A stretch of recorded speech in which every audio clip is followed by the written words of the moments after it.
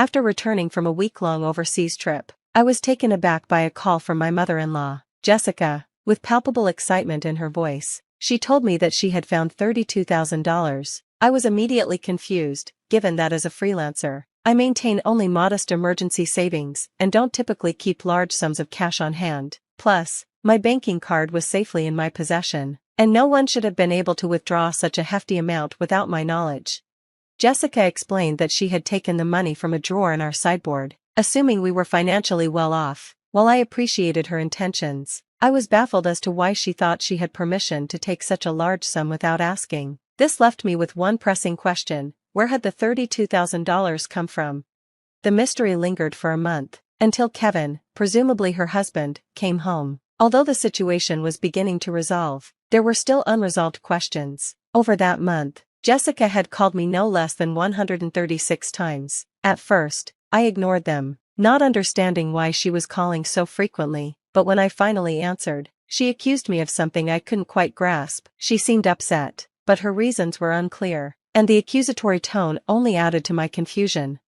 As I tried to piece things together, the situation grew more complicated. I soon realized that Jessica wasn't just talking to me, she was also speaking to Lisa, a 33-year-old freelance jewelry designer, who had been sharing her ambitions and struggles. Lisa, who had always dreamed of having children, was finding it hard to balance her career with her desire to start a family. Meanwhile, her husband Kevin, also 33, had shifted gears in his career, leaving a steady job to become her business partner as Lisa's career grew.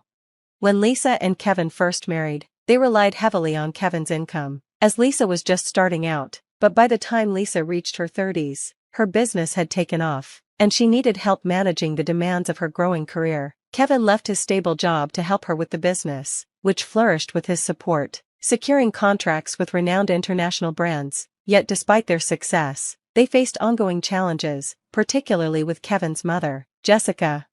Living alone in the family home, Jessica had a distorted view of their lifestyle, imagining that they lived in luxury, constantly attending extravagant parties and dinners with corporate elites. While these events were part of Lisa's professional responsibilities as a jewelry designer, Jessica believed they were just lavish social indulgences. This misconception bled into her financial expectations as well. She often asked Lisa and Kevin for money to host her own social gatherings, assuming their perceived wealth could easily cover her desires.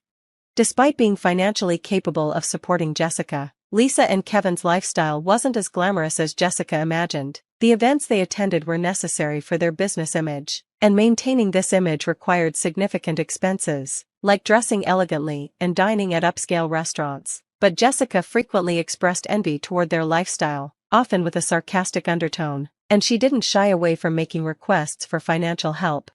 While Lisa consistently declined these requests, Kevin, seeing his mother's constant demands, occasionally gave in, hoping to maintain peace and avoid disruptions to their work. Unfortunately, this only seemed to fuel Jessica's expectations, leading to even more frequent and unreasonable demands.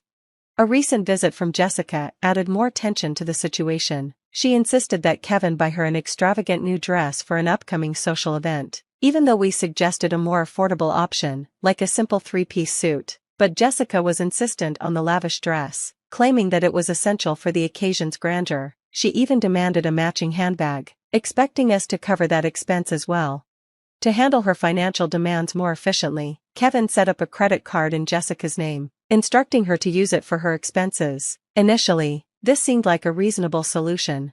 Jessica's spending got out of hand, and Kevin had to step in to rein her in. He set a new rule: she would need to consult him before making any significant purchases. The intention was to give her some independence while keeping her spending in check, finding a balance between her desires and our need to manage finances responsibly. Despite the new restriction, Jessica's habits didn't change much. She went ahead and bought an expensive ring without consulting us first, and the costs quickly began to pile up, putting a strain on our finances. Kevin, who was handling the bills, soon realized the situation had become unsustainable. Frustrated by Jessica's disregard for the financial consequences, he imposed a spending cap on her credit card. When Jessica found out she couldn't pay for her latest shopping spree because of the new limit, she was furious. She stormed into our house, questioning the fairness of the restriction. She argued that her enjoyment of luxury was no different from our professional need to dress up for glamorous events. We tried to explain that the events we attended, product launches and parties, were essential to our work, often hosted in lavish settings, but Jessica only saw it as indulgence on our part, not understanding the professional obligations that came with these appearances. After the spending cap was introduced, Jessica's complaints quieted down a bit, though she still voiced her discontent to Kevin from time to time. Life settled into a more manageable routine, and as the year came to a close, an exciting opportunity presented itself. A foreign brand offered us the chance to expand internationally, and this proposal thrilled me. It felt like a step toward joining the ranks of top-tier designers. Kevin, who was overseeing the business side of things, also recognized the importance of the opportunity and was eager to seize it. However, despite the excitement, Kevin and I had concerns about how Jessica would react, given her history of excessive spending. When we shared the news of the potential overseas expansion, her response was exactly what we expected. Jessica accused us of planning to live luxuriously abroad under the guise of work, fearing that we were preparing to relocate permanently. To ease her anxiety, I reassured her that we would return once our business affairs were settled overseas, but her unease didn't subside. She seemed more worried about being left behind. The constant debates drained both Kevin and me. We knew we couldn't take her with us, but we still wanted to offer some consolation. Tired of the ongoing arguments, Kevin suggested a compromise. He would send her on a week-long vacation. Jessica, half pleased and half skeptical, accepted the offer, and Kevin agreed to cover her flight and hotel costs, hoping it would bring some peace. Unfortunately, the tranquility was short-lived. A few days later, while Kevin was focused on the overseas arrangements, Jessica showed up at our house with yet another request. She wanted extra money for shopping during her trip abroad. When I asked about the credit card Kevin had given her, she admitted he had taken it back, fearing she might misuse it due to fluctuating currency rates. I told Jessica that I couldn't authorize any financial assistance without Kevin's consent, and the conversation ended with her storming out in frustration. As the new year arrived, Jessica set off on her 10-day trip. When she returned, she shared a surprising revelation that would completely change our understanding of the situation. Jessica called me, excited about her trip, but soon admitted that she had overspent on souvenirs. Growing increasingly frustrated, I confronted her about the money she claimed I had set aside for her, a sum I had no memory of earmarking. The conversation quickly took a sharp turn. I knew I had savings in my account set aside for business emergencies, but there was no way Jessica could have accessed it without my approval. That's when she casually told me she had found $332,000 in a drawer in the sideboard of our house. I was stunned. Keeping such a large sum of cash at home was unthinkable for us. I told Jessica that if she had indeed taken money without permission, it was theft. No matter that she was family, I emphasized the seriousness of the situation, especially if Kevin had planned to use that money for a business deal. During her trip, there had been no disruptions to our business transactions, which made her claim even more suspicious. Jessica, seemingly unfazed, admitted to using the money, as if simply telling me would make it all okay. I pointed out that taking money without permission was not only unethical, but also illegal. She defended herself by saying that, since we lived so extravagantly, she didn't see any harm in sharing a bit of that lifestyle, suggesting it was like doing a favor for a parent. Her rationale only deepened my concerns about her understanding of boundaries and responsibility. I found her reasoning completely inappropriate. She had taken money without asking, yet showed no remorse or recognition of the seriousness of her actions. She promised that I would talk to Kevin when he returned, confident that he, as her son, would understand. She even nonchalantly remarked that $32,000 wasn't much to him. Though I agreed to pass her message along, I was deeply unsettled by the entire ordeal and her complete lack of awareness. Ending the call, she casually thanked me and asked me to send her regards to Kevin. When Kevin returned that night, still confused about the $32,000 in cash, I confronted him. He explained that he had withdrawn the money 12 days prior for an urgent payment that required cash. I was surprised he had kept such a large sum in a drawer, given the security risks involved. Kevin seemed troubled as he asked if I knew anything about the cash. That was when I realized the money was indeed his, but we still didn't understand why it was kept in our house or what its intended purpose was. I questioned Kevin further, trying to piece together the mystery. I was perplexed as to why Kevin had left such a large sum of money at home, especially since we usually conducted transactions through bank transfers. Kevin then revealed that, after limiting Jessica's credit card, she had secretly borrowed money from other sources, consumer finance cards, and credit cards she had opened without his knowledge. When Kevin discovered this, it added a whole new layer of complexity to our already strained relationship with her.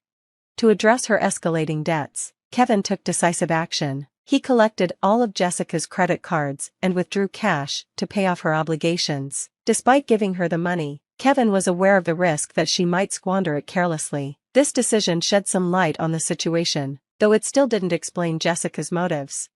I was inclined to handle the debt repayment directly through bank transfers, thinking this would be more straightforward and traceable. However, Kevin preferred to avoid leaving too many records in our bank accounts to maintain trust with our business partners and keep our bookkeeping clean. So, he chose to withdraw the money and manage the payments personally. Supporting Jessica's overseas trip, though, was more of a parting gesture, acknowledging that once we moved abroad, we wouldn't be as available to her as before. 3. As time passed, Jessica began calling me frequently, up to 136 times a day. Kevin advised me not to engage with her excessive attempts to contact us, but her persistence made me uneasy. One day, I finally picked up, and her voice, tinged with desperation, broke through. She apologized for the constant calls, revealing that she was facing daily demands for payment and that Kevin wasn't responding to her. She turned to me as her last resort for help. I was shocked that Kevin would take such a drastic measure against his own mother, especially if he had set aside money to clear her debts. Had he used it as intended, perhaps Jessica wouldn't be overwhelmed by the calls and letters from collection agencies. Now, she was being bombarded with notices, unable to resolve her mounting financial problems. The situation was starting to look like something out of a drama series. When Jessica called again, pleading for help, claiming it was a son's duty to assist his mother, I felt the weight of her distress. I mentioned her plea to Kevin when he came home, but his response was unexpectedly harsh. He coldly dismissed her, pointing out that she had squandered her chances to resolve things herself. Despite my desire to help, I decided to block Jessica's number. She was Kevin's mother, and if he had chosen to distance himself, I had little choice but to respect that. As the day of our overseas move grew closer, I found myself surrounded by boxes in our cluttered home, a profound sense of helplessness settling over me regarding Jessica's situation. It soon became clear that things had escalated far beyond what I had imagined. Jessica had to sell her house to settle her debts, a drastic measure that highlighted the severity of her financial troubles. In addition to the $32,000 Kevin had set aside to help her, she had concealed even more debt. The total amount was so vast that even after selling her property, she couldn't fully pay off her obligations. The revelation that her house had to be sold was a painful reminder of just how deep Jessica's troubles ran. Despite all of this, a significant balance remained outstanding, emphasizing the harsh realities of financial mismanagement and its devastating consequences for personal and family life. Kevin, though saddened, realized there was little we could do to prevent the loss of his childhood home. The emotional toll of losing such a personal place, due to his mother's actions, was undoubtedly heavy. Now, Jessica was living in a modest apartment, struggling to manage her remaining debts with a part-time job. Finding work at her age was challenging, and while I felt some sympathy for her, the reality was that her financial mismanagement had led to this situation. It was a stark reminder that, even later in life, taking responsibility for one's actions is crucial. Meanwhile, our business was thriving overseas, opening doors to opportunities one hadn't anticipated. Back home, we began receiving inquiries from various brands, and I found myself navigating offers from unexpected places. This new development significantly broadened our professional horizons. While this success was gratifying, it came with its challenges. My schedule was so packed that finding time to rest was difficult, and Kevin, equally busy with his own responsibilities, was no less stretched. Amid this bustling new life, the idea of starting a family felt like a distant dream. As I gazed out at the foreign cityscape from my window, I reflected on the stark contrast between our thriving new environment and the struggles we had left behind. It underscored the complexities of life, where professional success often coexists with personal challenges and difficult family decisions.